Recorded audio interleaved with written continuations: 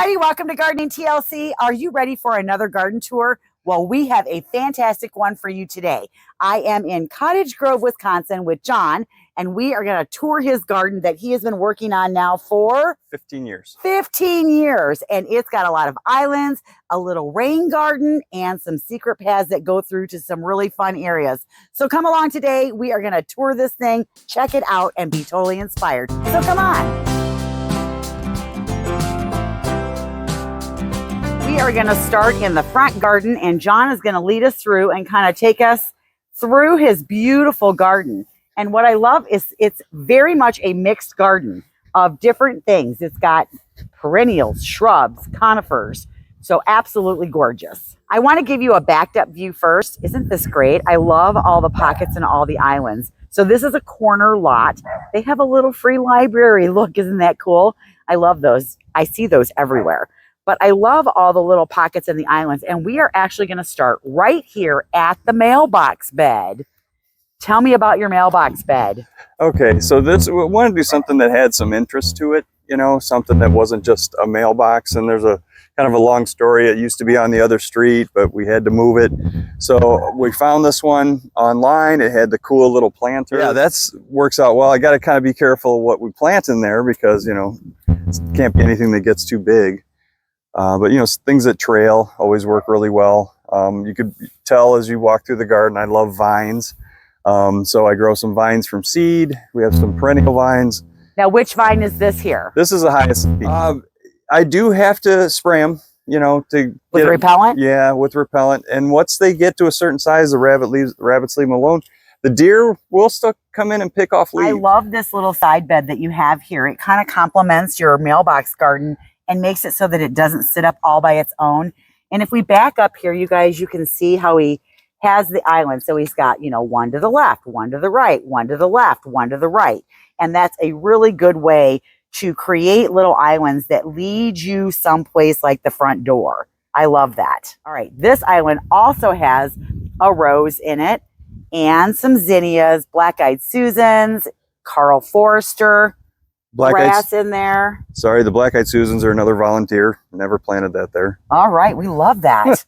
Now tell me, this is beautiful. So that mum has been there a long time, and again, it's blooming too early for me for this season. I'd prefer it in the fall, but that's a hardy mum, you know. And they say plant those in the spring, give them time to establish. If you try and put them in the fall, they may not come back. Yeah, the problem with hardy mums, though, is that you can never find them in the spring. Unless you know somebody where you can get them or you're doing your own seeds, you can't find them. I order mine. Okay, I was going to say, because I know for me, our mums come today. We get our truck, but we sell them as annuals. Yep.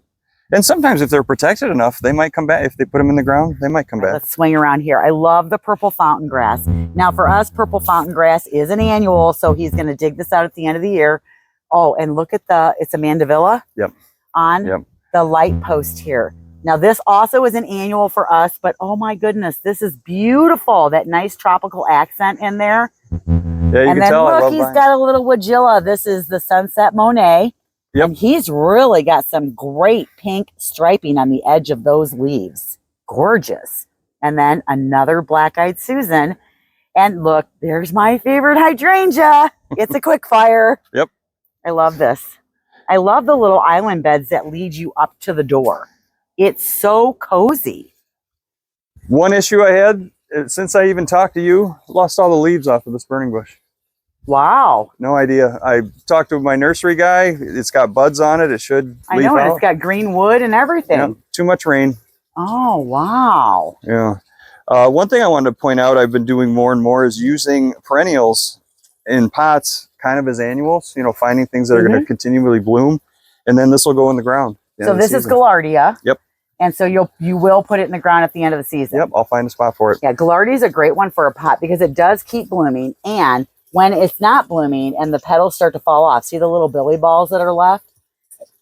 And there's a lot of different colors of Gaillardia. I love the grass tucked in. I'm a big fan of perennial and annual grasses too, along with the vines. This is a cool one. This is called Blackhawks. It's a blue stem variety. Oh. This is what it looks like all year. I mean, you get that burgundy and deep green. This isn't just fall color. So which variety is this? This is called Blackhawks. It's in the big blue stem family. I know, I've never seen it. Yeah. I love it. As we come over to the other side, see it's lined on both sides of the sidewalk. Isn't that great? And see, I love how he tucked in a grass right there, and he's got that movement with the black-eyed Susans. And then right behind it, earlier, he had a spirea in here that was blooming. That is fabulous. I love it. Ooh, look at that hydrangea. What a great shape. Got a multi-trunk down here? I don't think I've ever found one like this. I like that way better than the standard. I like the multi-trunk and the way it looks. Yeah, we've had good luck with that. How long did it take it to get that big? This is probably 12 years old, but Okay. it was this size 3 years ago. Okay. I mean, so probably 6, 7 years. I do have to prune this because it blooms so profusely and gets so heavy on the ends that I don't want them to break. You selectively just clip off some of the blooms. Yep. Because goodness. believe it or not, it gets too dense. How often do you say that about something? I know, but that's great. And then you have a knockout rose on the end, some sedum, and a nice little patch of Carl Forrester grass. That sweet autumn clematis is going to be amazing this year. Oh, it is. I love it. I like how you're starting to train it over the top of the garage. Remember, we are on a corner lot, so we are getting ready to come around the corner. Their garage is the next side of their house, but then it takes us into the backyard with more islands and more secret gardens. And what I love about the garden, and I'm going to go stand at the corner, is for a corner lot, this is a pretty good size lot, but it's still a corner lot in the city. And you have done such a great job creating all of the little screens and islands and berms to give you this nice sense of intimacy in your yard. Oh, I appreciate that. I love that. Because even right here, I can't see into the garden, but again, I want to walk that sidewalk to find out what's back there. So take me through, John. All right, we kind of wind through here. This is our main patio area. We've got some seating here, and then we've got the deck, but really just kind of framing this with beds. But I like having some turf. I like having that that line of delineation and in the green to kind of break things up. I don't know, what would you call this, a cottage garden? Is there really a name? I don't know that I would call it a cottage garden. I think that it's very eclectic. I think that it's very colorful. I would call it a mixed border. Okay. Because you have conifers, grasses, perennials, deciduous shrubs, all of those things going on. Yes, with structure. Take me through this island bed that you have right here. Oh, sure. I love this. Oh, and Michelle, this is that balsam I was telling you about. I grew this from seed this first year. Now, what is this? This is a balsam, B-A-L-S-A-M. I'm not sure which variety, but it's got multicolored flowered stems. It almost makes me think of... That's one plant. A snapdragon in phlox. Yeah. Foliage on steroids or something. Yes, that's pretty cool. I love that. I'll have to look that up and see if I can find some. I'm going to do that again in bigger containers, and it loves being in the ground. I like all the punches of annuals you have. Yeah, thanks. Do you do a lot of seeds? Yeah. Nice. Yeah. Do you have to seed start in trays, or are you doing winter sown jugs, or are you direct sowing into the ground? Just trays. I've got some grow lights. I've had really good luck. Get them started in the basement. Right. I love this color combination here with the pot with the blue. Is this the back... black and blue? Black and blue, yep. Okay, so I have this one growing too, black and blue salvia. It's got a really deep blue violet color to it. And then he paired that up with this knockout rose. That is fabulous. So I just wanted to show you, as you stand back in the corner and you look at the backyard, how he's created the different islands to create that sense of intimacy as you move closer and closer to the house. So unlike a lot of gardens that we've visited lately where they're doing a complete berm on the back end of the property to separate their property from somebody else's, he has moved all of those islands and beds closer to the house to create his sense of intimacy. And what it does is it gives you this small cozy feel. And so either way works, but this way I think creates a big sense of intimacy because it's so close. There's a little bit of a layering aspect to it too. So, you've got a bed in front, and then there's kind of a bed that's tucked behind, whether it's higher or lower, but it still gives you that dimension as you look at it, across the yard. So standing here, if I'm up on this patio where I've got the blue umbrella, nobody's seeing me up there. And that I love. So you only have one little island right here that is separating your property from the neighbors, Yep. and you've got it situated in between two maple trees. Mm-hmm. And we've used one of the maple trees as the anchor of the island to create the most weight all the way over. Talk to me about this. Yeah, this started out as kind of a transition garden for things that I had dug up and split and was just going to leave until I found another spot for. The tree was always there. That started, you can see we've had some split in the bark over the winter. All of these maple trees were given to me, and they were volunteers from my parents when we moved in. So these were the first things to go in, and they grew so fast. They're all autumn blaze maples, but the gardens are really built around. Now, what is this plant in the corner right here? Okay, so this is one of my favorites I wanted to mention to you. This is a giant fleece flower. So this was recommended to me a few years ago by a nursery friend, but this is a perennial. So this gets cut back to the ground every year and comes back. Huge plumes of white flowers. I will say I'm not a big fan of the scent. It's a little stale. In fact, you could probably smell it a little bit, but it doesn't last that long. How long does it bloom? That bloomed for 6 weeks. Oh my goodness, now it's on the tail end. Yeah, it's But fading. it still has a nice structure to it. And I see you got some Agastache in here, a Baptisia in the back. Yep. I wish the Baptisia's flowers lasted a little longer, but Me too. They never last long enough. Here's this Agastache in here, and you can see here's the Baptisia with the beautiful black seed pods on there. We're going to look at one of the beds that is around the patio. So he's got an upper deck, a lower patio, and then another patio. So he actually has like 3 levels. And what he's done is he's created layered gardens around all of the different patios. And so I love the curves that you've done. This is almost like a kidney shape right here that hugs the square patio. But he's softened the lines by really swinging it out here so he can create some depth all the way up to the patio. So here's a view as we get ready to kind of swing around this area and look at this beautiful garden. All right, how long has this garden been here? this corner, really it started with and this is the second cherry tree we've had. We lost one. That cherry tree went in on the corner, and the garden bed was built around it probably 10 years ago. Okay, so this is a pretty mature garden. How many times do you think you've changed out the things in this garden? Quite a bit. You know, things come and go. Perennials don't last forever. All right, so if you sit here, everywhere you look, there is something visually stimulating that is absolutely awesome. From the Japanese maple, this is a bloodgood. Yep. And then we come down, he's got little bitty beds, but then he's really got a lot of really nice pots that give you really pretty color. So here's more of that. Balsam. I love the little stacking of the pots right here. And I love that they're small enough that you can see each individual plant. Swing around this way, he's got a big leaf macrophylla hydrangea in a container, which will you put that in the ground That'll too? go in the ground too, yep. Okay, and then up here he's got some lantana. This is an artemisia. That'll go in the ground. There we go. That'll go in the The ground. hens and chicks. Ooh, I like the color of those hens and chicks. That's a good one. The All right. phlox will go in the ground. All right, look at that. Oh, let me get my shadow out of the way. I love the water. It's not you, it's me. I love the water. I think I'm going to try to add to my garden are these castor beans. Now, castor beans are poisonous, you guys, so just know that. But look at the leaves on this thing, and here's my little flower. There's my little flower stalk right there. That's cool looking. I love that. I want to get some of those in my garden. They're super easy to start. Once these dry up, you peel them apart, and there's a couple beans in there. And some people slice them to get them started. I just put them in a container and under some grow lights, and they get going. Yeah, I'll have to order my first ones because I don't have any. Let's go around the corner. Look at this big, beautiful Colorado spruce, you guys. Colorado spruces have the nicest shape. Oh, they are always so gorgeous. All right, let's go that way. We've got, is this another bloodgood Japanese maple? Yep, Okay. This just went in last year. This is one of my favorite views. It's simple, but yet that layering of color, every year, I don't know why. That Japanese maple back there, the winter got it a few years ago. So the main trunk is gone. So it's really a Japanese maple shrub at this point, but I had to keep it. It fits in that area. That is one of the biggest coral bells I've seen.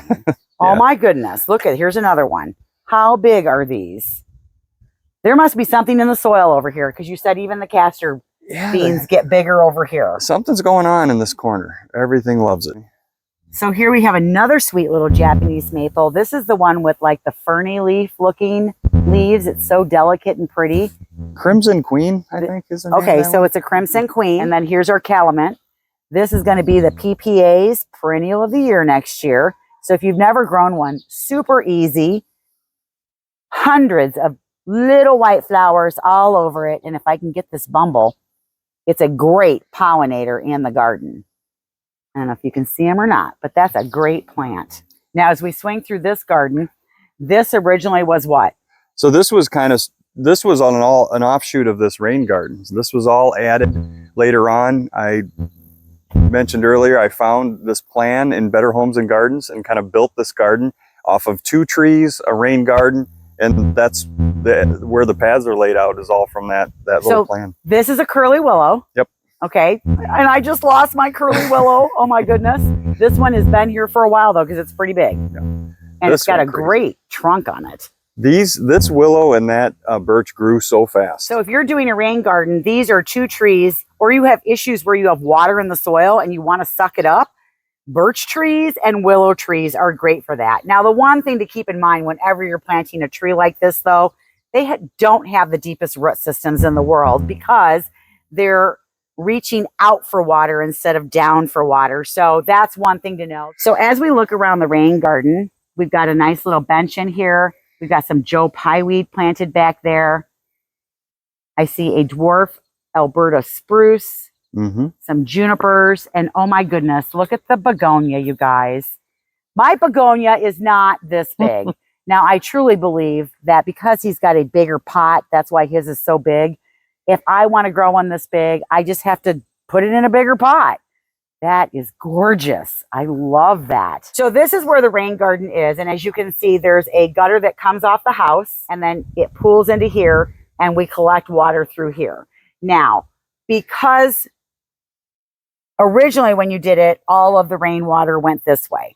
Yep, it actually filled up this basin, and we had a weird winter where it froze and then it rained, and we had water almost right up to our window. So I had to create an outlet for that and ended up creating a dry creek bed as an overflow for the rain garden. So I don't know if you guys can see this or not, but this is the dry riverbed. It's not very wide. It's lined with granite boulders, and then he's just got river rock on the bottom. He has underplanted it with sweet woodruff, and then plants that really like a lot of water. So I can see that it comes up through here and it goes over there and then it swings this way and it goes that way. I don't know if you can see that in the camera, but I can see the delineation of where that's going, and the whole thing is sloped down here. So all of the water ends up running through this dry riverbed. See, and it keeps going that way. He's got a little bridge that you can go up over. See, and then it ends up and culminates down here at the end of the bed. Look, he has a fine line buckthorn. What is with everybody growing these but me? Oh, I love this. I can't grow one. I've killed 2. I'm going to try again, maybe in a different spot. Do you know what I like in his rain garden that he's tucked in here? I love the fish. I have little swimming fish in my garden, even though it's not a rain garden. And I have the turtles, which I love.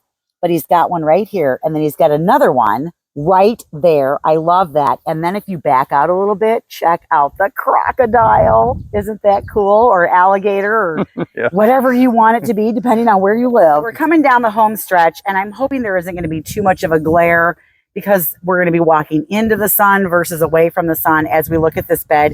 We'll try to get more close up so that you can see the plants in the beds. I like the little island that's right here in the beginning of the bed. It's sweet, it's neat, and it actually goes away in the winter, and all that's left are your bird feeders, right? Pretty much, yeah. Okay, so take me through your thought process when you made this bed. This is our newest garden area. Really what was there was a shepherd's hook with bird feeders on it. So I decided to put something with a little more structure to it in. So I cemented in the posts and then just kind of built the garden around it. It's got a little bit of a kidney shape. I did put recently 2 anchor shrubs. So there's a new chokeberry here. And this is a button bush at this end. Oh, okay. So these are faded, but these had such cool flower heads. Now these get pretty big, don't they? Yeah, this is one of the dwarf varieties, but it's still going to get 6 feet by 6 feet. Okay. So this thing is going to, it's going to fill out. See, I like, is this chocolate chip? Yep. Ajuga? I like Ajuga. It's for us here where we live, because somewhere it's invasive, but here it's a pretty neat, compact, stays well-behaved ground cover. Yep. That's what I like about Ajuga. Now, that might not be the case where you live. Just know that whenever I talk about ground cover, you guys, somewhere a ground cover is invasive. So just be careful and do your homework before you plant ground cover. We got a nice little patch of zinnias in here and another castor bean. All right, which hydrangea is this? I think that's in the lime series. This was put in earlier. There's 2 dogwoods here, red twig dogwoods. Those are ginormous. Yeah, they've been there 12 years. So because the wood is so old on them, you don't get red wood on them, do you? No, not like, I can find a few of the stems, you know, for decorating. But, you know, it still, believe it or not, allows enough light in these windows, but yet provides privacy when you're at that lower level. So if you're going to grow red twig dogwood, you guys, and you're thinking you want the red stems for winter, just know every other year you got to cut those back because they get the red stems on the newer wood. The older wood is not going to turn red. It turns brown. Yeah. So if you want size, which is what the goal is here, you can allow these to grow and get this big. Or you can keep them a little more contained, get the red twigs on them, which is what I'm going to do with mine in my cottage garden that creates the alley or the lane along the end. And I'm not going to let them get this big. But you could also cut these back to the ground and they will recover. It might take them 2 years to get any size back on them, but they'll recover. 2 winters ago, I cut this back to 1.5 feet. Oh, 2 winters. Look at that. Oh my goodness, this guy is happy. And then look at the sweet little hydrangeas that you underplanted. That looks great. I love that. We've got some sand cranes right over here. We're going to see if they come up any closer. If we startle them, I guess they make a horrendous racket that we don't want to hear. And Jon said that they will forage around in the mulch and just make a huge mess looking for bugs. And there's a conservatory. Is that what it's called? Conservancy, yeah. Conservancy, which is what? It's just natural green space, you know, public, like village. Okay, green space. so he has Can't that. be developed. That's what's like right back here behind all these houses. So guess what else is back there? Deer, rabbits, opossums, raccoons. I showed you the picture of the bear. We had they had a bear one time that came up into their yard. Can you believe that? We are in Cottage Grove, which is near Madison. That was wild when you showed me that.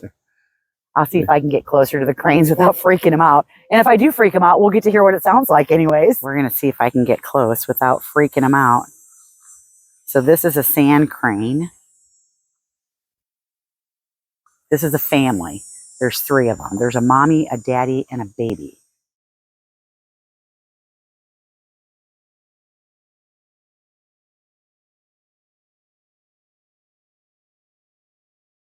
All right, so now that we've toured the garden, I do have a couple questions for you. Okay. If you could change one thing about how you develop these gardens, what would you change? Ooh, I think I mentioned to you earlier that, you know, when we bought our house, we didn't have any money left. So the whole garden was kind of pieced together based on, you know, things we found and what we could afford to do.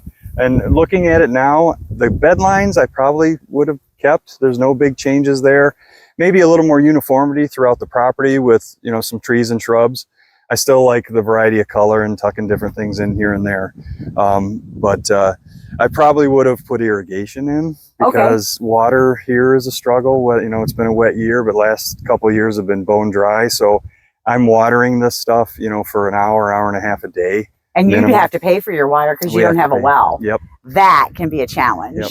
And I did tell you that I loved, I recently bought a couple of the retractable hoses and just love it. Yeah, he has hose links, you guys. I don't know if I showed you that, but the more I see them out there, the more I'm like, ooh, maybe I need to make an investment in a couple of hose links at my own house because, yeah, I am dragging the hoses around the garden. Which one do you like the best? Ooh, boy. That's really tough to pick. I do kind of like this one here because I get a lot of compliments on it because we're on a corner and people, I like kind of, you know, putting something out there for them to see. We do holiday decorations in there. And so there's always something interesting, I think. All right, so every year or every couple years, because I change my mind as I see different things that come out or something grows really cool, or I go to a garden and I find something that I went, ooh, got to have that. This year, what is your favorite plant? Okay, it's been there a couple years, but the giant fleece flower I do love. Oh yeah, I wish I would have seen that. I just love everything you've done in your garden. I love the strategic placement of everything. You can tell that you have a love of gardening. And it's interesting because as gardeners, don't we do that? We go around our gardens and we find all the things that are wrong with it instead of all the things that are beautiful about it. That's why you need to do a garden tour, so that you have somebody to come over and appreciate all of your hard work and everything that you've done. So I think your gardens are awesome. Well, thank you. And it's really, yeah, because I don't get to talk about it much. My wife and I bounce ideas off each other, but it's really, you know, I'm just out here working in it, you know, I know. and enjoying it for myself. And I'll tell you, you should, like, I don't know if they do garden tours with garden clubs in Madison? They do, the local you should master see gardener. if you could be on the garden tour, because you'll have all kinds of people oohing and on over your garden. It's a great feeling. I hope you guys enjoyed today's video. I had a great time with Jon going around the garden, just learning about how he developed the different areas in his garden. I like the mix of annuals and perennials and shrubs. I like the layering that he did in the garden. And I love that he created this intimate area around his back area on a corner lot. So these are all things, if you take them in smaller pieces, you can put together in your own yard.